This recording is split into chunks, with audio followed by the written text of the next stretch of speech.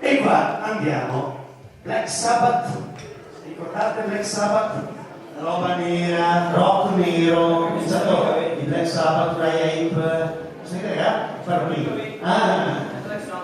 Black Sabbath. E questo si chiama Paranoia.